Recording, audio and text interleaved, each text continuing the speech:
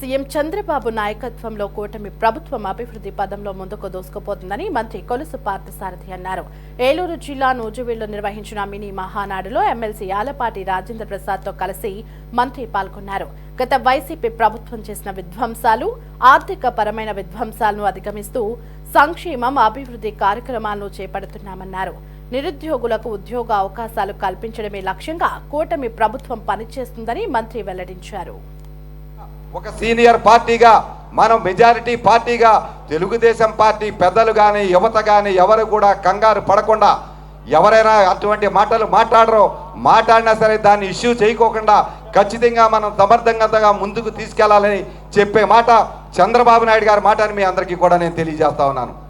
చంద్రబాబు నాయుడు గారు ఆయన ఎమ్మెల్సీగా ప్రకటించడం, మనం అందరం కూడా కూటమంతా కూడా కలిసికట్టుగా పనిచేయటం చరిత్రలో ఎన్నడూ లేని విధంగా 97,000 మెజార్టీతో రాజా గారు ఎమ్మెల్సీ.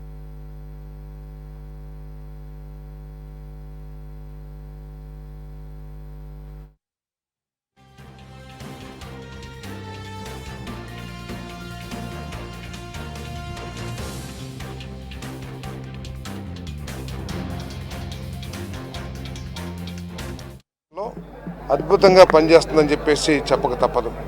ఉన్న పరిస్థితులను పరిగణలోకి తీసుకుని గత ప్రభుత్వం చేసిన విధ్వంసాలను కానివ్వండి, వ్యవస్థల విధ్వంసం కానివ్వండి, ఆర్థిక విధ్వంసం కానివ్వండి, వీటిని పరిగణలోకి తీసుకుంటూ మరి ఆ సమస్యలను అధిగమిస్తూ చంద్రబాబు నాయుడు గారి నాయకత్వంలో మరి సంక్షేమ కార్యక్రమాల్ని, అదేవిధంగా అభివృద్ధి కార్యక్రమాలను కూడా పెద్ద ఎత్తున తీసుకెళ్తున్న విషయం మనందరం కూడా చూస్తూ ఉన్నాం. ఈరోజు కూడా ఇన్ని విధ్వంసాలు జరిగిన తర్వాత కూడా, ఇంత ఆర్థిక విధ్వంసం జరిగిన తర్వాత కూడా మరి దేశంలోనే నెంబర్ 1 స్థానానికి వెళ్ళే దిశగా ఈ రాష్ట్రంలో అభివృద్ధి కార్యక్రమాలు కానివ్వండి, పెట్టుబడులు కానివ్వండి, జిఎస్టీపీ పెరగటం కానివ్వండి, ఇవన్నీ కూడా జరుగుతున్నాయని చెప్పేసి మనం చేస్తానని. ఈ ప్రభుత్వం యొక్క లక్ష్యం ఏమిటంటే ఈ 5 సంవత్సరాల కాలంలో 20 లక్షల మంది యువతీ యువకులకి ఉపాధి కల్పించడం, అదేవిధంగా జిఎస్టీపీని 15% పెంచడం, తద్వారా 2047కి ఏదైతే టార్గెట్స్ పెట్టుకున్నామో వాటన్నిటిని సాధించడం, అదేవిధంగా ప్రతి ఇంట్లో కూడా ఒక వ్యాపారస్తుడిని, అంటే ఆ కుటుంబ సభ్యుల యొక్క స్కిల్స్ని దృష్టిలో పెట్టుకుని వాళ్ళని యొక్క అన్ని సహాయ సహకారాలు అందించి వ్యాపారవేత్తగా తయారు చేయటం, అదేవిధంగా గ్రామీణ ప్రాంతాల్లో మౌలిక వసతులు అభివృద్ధి చేసి రైతులకి ఆర్థిక పరిస్థితిని మెరుగుపరిచే విధంగా మరి పనిచేయాలనే లక్ష్యంతో ఈ ప్రభుత్వం పనిచేస్తుందని చెప్పేసి మనం చేస్తూ మరి ఈ కార్యక్రమానికి కార్యకర్తలందరూ కూడా పెద్ద ఎత్తున వచ్చారు. మరి వారందరూ కూడా ధన్యవాదాలు తెలియజేస్తాను. రాబోయే సంవత్సరాల్లో ఇంకా మెరుగ్గా కార్యకర్తల ఆకాంక్షల మేరకు, ప్రజల ఆకాంక్షల మేరకు, రైతులు అదేవిధంగా మహిళల ఆకాంక్షల మేరకు పనిచేస్తామని చెప్పేసి ఆయన 5 సంవత్సరాల కాలంలో ఏ విధంగా జీవితాలని ఛిద్రం చేశారో, భవిష్యత్తుకి క్లోజ్ చేశారో అందరూ కూడా అర్థమైంది. ఈ రాష్ట్రంలో యువత యువకులకి ఉపాధి లేదు.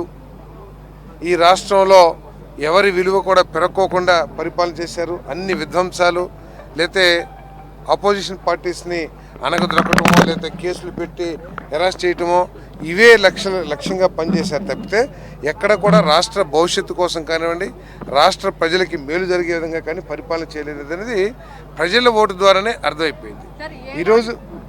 ఈరోజు కొనుగోలు శక్తి లేదనటం అది కరెక్ట్ కాదు. ఈరోజు సంక్షేమ కార్యక్రమాల ద్వారా, అభివృద్ధి ద్వారా ప్రజల అందరికీ కూడా మేలు జరుగుతున్న విషయం వాస్తవం. 1,35,000 కోట్ల రూపాయలు అప్పులు చేసి ప్రభుత్వం ఏం చేసింది? ఒక పథకం ఇవ్వలేదు, ఒక సంక్షేమం చేయలేదని.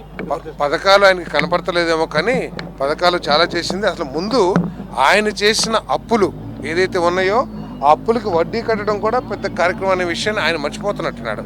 ఆయన ఏదో అప్పులు తీసుకొచ్చి ఎగ్గొడదాం అనుకున్నాడేమో కానీ తీసుకొచ్చిన అప్పులకి వడ్డీలు కట్టాలి, అదేవిధంగా సంక్షేమ కార్యక్రమాలు చేయాలి.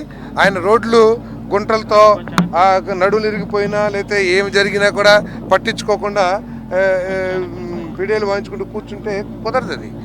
ఈ పాత ఒక దంపుడు ఆపేస్తే మంచిది. ఇంకా ఆయనకి కనువిప్పు కలకపోతే ఎట్లా? అమరావతి అనేది ఒక గొప్ప రాజధానిగా నిర్మించబోతూ ఉన్నాం.